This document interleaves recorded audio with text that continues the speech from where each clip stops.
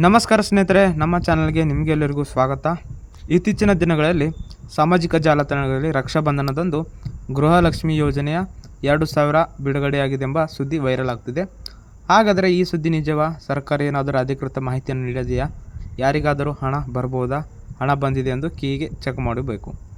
ಈ ಎಲ್ಲ ಪ್ರಶ್ನೆಗಳಿಗೆ ಹಿಂದಿನ ವಿಡಿಯೋದಲ್ಲಿ ಸ್ಪಷ್ಟ ಉತ್ತರ ನೀಡುತ್ತೇನೆ. ಈ ವಿಡಿಯೋನ ಕೊನೆವರೆಗೂ ನೋಡಿ. ವೈರಲ್ ಆಗುತ್ತಿರುವ ಸುದ್ದಿ ಏನು?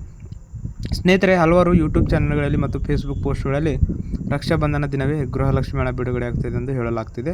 ಆದರೆ ಯಾವುದೇ ಸುದ್ದಿಯನ್ನು ನಂಬುವುದು ಮೊದಲು ಅದು ಸರ್ಕಾರ ಅಧಿಕೃತ ಮಾಹಿತಿಯೇ ಎಂಬುದನ್ನು ಪರಿಶೀಲಿಸುವುದು ಬಹಳ ಮುಖ್ಯ. ಸಾಮಾಜಿಕ ಜಾಲತಾಣದಲ್ಲಿ ಹರಿದಾಡುವ ಪ್ರತಿಯೊಂದು ಮಾಹಿತಿಯು ಸತ್ಯವಾಗಿರುವುದಿಲ್ಲ. ಸರ್ಕಾರದ ಅಧಿಕೃತ ಮಾಹಿತಿ. ಇಲ್ಲಿವರೆಗೆ ಕರ್ನಾಟಕ ಸರ್ಕಾರ ಅಥವಾ ಸಂಬಂಧಿಸಿದ ಇಲಾಖೆಯಿಂದ ರಕ್ಷಾಬಂಧನದಂದು ದಿನವೇ ಹಣ ಬಿಡುಗಡೆಯಾಗುತ್ತದೆ ಎಂದು ಅಧಿಕೃತ ಪ್ರಕಟಣೆ ಇದ್ದರೆ ಅದನ್ನು ನಂಬಬೇಕು. ಅಧಿಕೃತ ಪ್ರಕಟಣೆ ಇಲ್ಲದೆ ವೈರಲ್ ಸಂದೇಶವನ್ನು ನಂಬಿ ಗೊಂದಲಕ್ಕೆ ಒಳಗಾಗಬೇಡಿ. ಹಣ ಬಿಡುಗಡೆಯಾದ ದಿನಾಂಕ, ಫಲಾನುಭವಿಗಳ ಪಟ್ಟಿ ಅಥವಾ ಕಂತಿನ ಮಾಹಿತಿ ಬಂದಾಗ ಅದು ಸರ್ಕಾರ ಅಧಿಕೃತ ಮೂಲವಾಗಿ ಪ್ರಕಟವಾಗುತ್ತದೆ. ಹಣ ಯಾವಾಗ ಜಮಾ ಆಗುತ್ತದೆ? ಗೃಹಲಕ್ಷ್ಮಿ ಯೋಜನೆ ಹಣವನ್ನು ಸಾಮಾನ್ಯವಾಗಿ ಫಲಾನುಭವಿಗಳು ಬ್ಯಾಂಕ್ ಖಾತೆಗೆ ಹಂತ ಹಂತವಾಗಿ ಜಮಾ ಮಾಡಲಾಗುತ್ತದೆ. ಆದ್ದರಿಂದ ಎಲ್ಲರಿಗೂ ಒಂದೇ ದಿನ ಹಣ ಜಮಾ ಆಗಬೇಕೆಂದು ನಿಯಮ ಇರುವುದಿಲ್ಲ. ಕೆಲವರಿಗೆ ಮೊದಲು, ಇನ್ನು ಕೆಲವರಿಗೆ ನಂತರ ಜಮಾ ಆಗಬಹುದು. ಆದ್ದರಿಂದ ನಿಮ್ಮ ಬ್ಯಾಂಕ್ ಖಾತೆಗೆ ನಿಯಮಿತವಾಗಿ ಪರಿಶೀಲಿಸಿ. ಹಣ ಬಂದಿದೆ ಎಂಬ ಹೇಗೆ ಚೆಕ್ ಮಾಡುವುದು? ಹಣ ಬಂದಿದೆ ಎಂದು ತಿಳಿದುಕೊಳ್ಳಲು ನಿಮ್ಮ ಬ್ಯಾಂಕ್ ಪಾಸ್ಬುಕ್ ಅಪ್ಡೇಟ್ ಮಾಡಿಸಬಹುದು.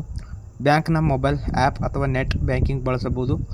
ATM ಮಿನಿ ಸ್ಟೇಟ್ಮೆಂಟ್ ಪಡೆಯಬಹುದು ಅಥವಾ ಹತ್ತಿರದ ಬ್ಯಾಂಕ್ ಖಾತೆಗೆ ಭೇಟಿ ನೀಡಿ ಪರಿಶೀಲಿಸಬಹುದು.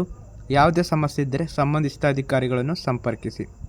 ಪ್ರಮುಖ ಸೂಚನೆಗಳು: OTPಯನ್ನು ಯಾರೊಂದರೂ ಹಂಚಿಕೊಳ್ಳಬೇಡಿ. ಹಣ ಬರುತ್ತೆ ಎಂದು ಹೇಳಿ ಹಣ ಕೇಳುವ ಮೋಸಗಾರರಿಗೆ ಎಚ್ಚರವಾಗಿರಿ. ಅಧಿಕೃತ ಪ್ರಕಟಣೆಯನ್ನು ನಂಬಿ ನಿಮ್ಮ ಬ್ಯಾಂಕ್ ಖಾತೆಗೆ ಮತ್ತು ಆಧಾರ್ ಮಾಹಿತಿಯನ್ನು ಸರಿಯಾಗಿದೆ ಎಂಬುದು ಖಚಿತಪಡಿಸಿಕೊಳ್ಳಿರಿ.